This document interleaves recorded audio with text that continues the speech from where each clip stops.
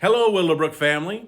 Today's daily devotion is from Genesis chapter 45. You know, I would make a terrible Sherlock Holmes. One thing that I've always noticed about him is when he walks into a room, he instantly sees all these tiny details and how they work together that will help him solve the case. But in contrast, when I walk into a room and have a lot on my mind, sometimes I have tunnel vision. It's like I've spent most of my life just looking through a hole and missing the big picture. I can't tell you the number of times that I have been distracted when I'm trying to look for something, and it would be just a few feet to the left or to the right, but I never found it.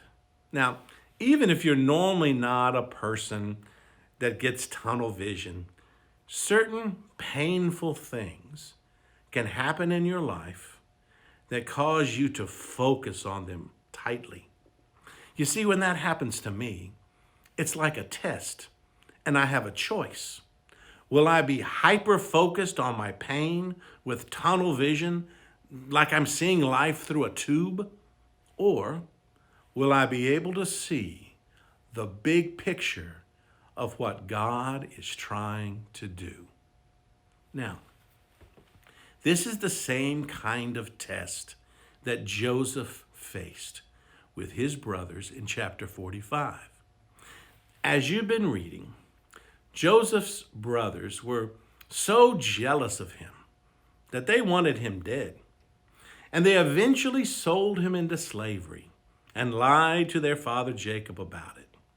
Now, if Joseph would have gotten tunnel vision over this whole painful thing, he could have easily spent the rest of his entire life replaying this atrocity over and over and over in his mind, just like he's looking through this tube day in and day out. Oh, woe is me, focusing on the fact that his brothers betrayed him. And you know what? He would never have gotten over it. Well, it's now 20 years later, and Joseph has a choice. He could use his new power to seek revenge and make the lives of his brothers miserable, or he could use his new power to reconcile with them and forgive them and even bless them. By testing his brothers earlier with the cup, he knew that in the 20 years since he had seen them, they had changed, and for the better.